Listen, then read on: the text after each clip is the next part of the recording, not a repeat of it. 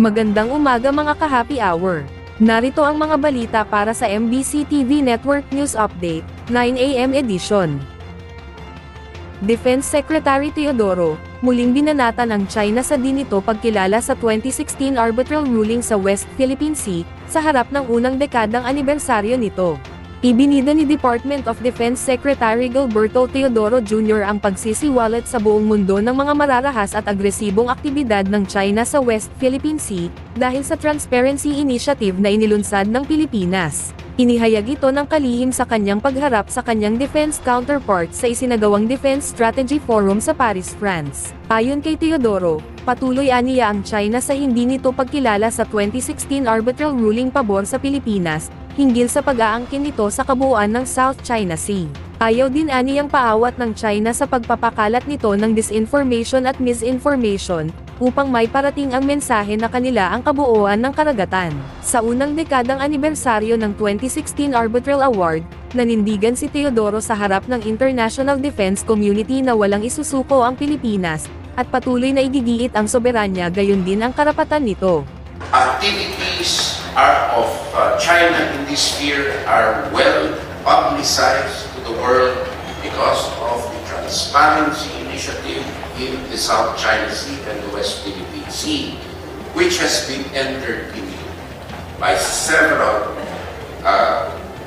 interested countries, particularly the Philippines. Yet, the People's Republic of China, upon which this award is legally binding, not only continues to ignore, but is actively waging a campaign of misinformation and disinformation at all levels to nullify.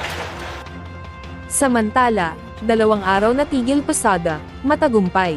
Ipinagmalaki ng pagkakaisa ng mga samahan ng tsuper at operator nationwide na naging matagumpay ang isinagawa nilang 2 araw na tigil pasada mula March 26 hanggang 27. Ayon kay Piston President Modi Floranda, na kanilang naparalisa ang ilang ruta sa iba't ibang bahagi ng bansa, mas marami rin aniyang dumalo at lumahok na grupo sa isinagawa nilang tigil pasada.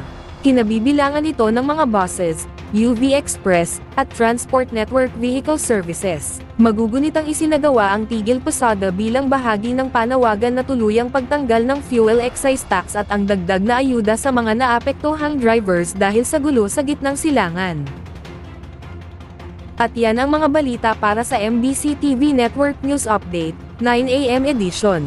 Abangan ang mga susunod na balitaan mamaya, para sa 10 AM edition.